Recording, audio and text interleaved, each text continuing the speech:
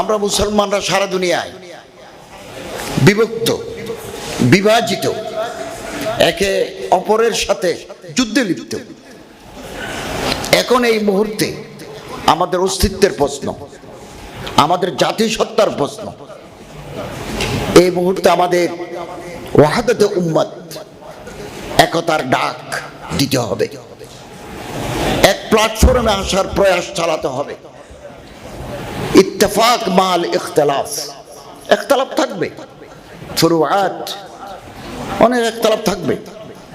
Unity in diversity, বহুত্বের মাঝে একত্ব, এই প্রয়াস আমাদের চালাতে হবে। এটা কঠিন কাজ।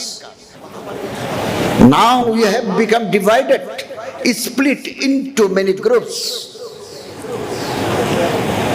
আমরা মুসলমানরা, আমাদের মুসলমান হওয়া প্রয়োজন।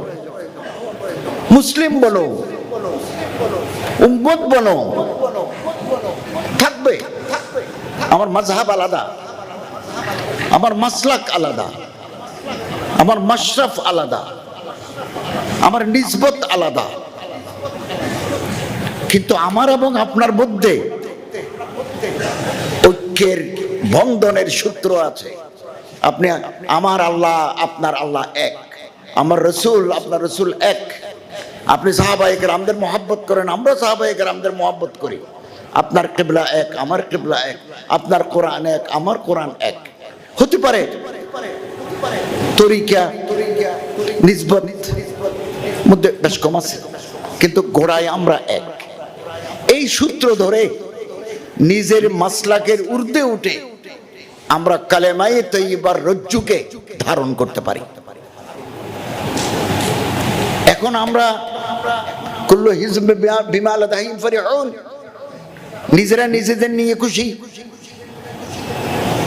বৃত্তবন্দী, বৃত্তের বাইরে যেতে চাই না। আমার বৃত্তের ভিতরে কেউ আসলে তিনি আমার ভাই, আমার বৃত্তের বাইরে গেলে তিনি আমার হাদফগাহ, তাকে আমি টার্গেট করব। আপনি যুগে যুগে লক্ষ্য করবেন,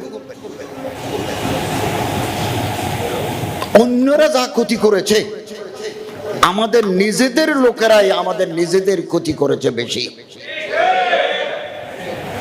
ইমাম আযম আবু হানিফা রাহিমাহুল্লাহ, ওনার জামানা থেকে আজ পর্যন্ত মনের বারবার আঘাত হানে।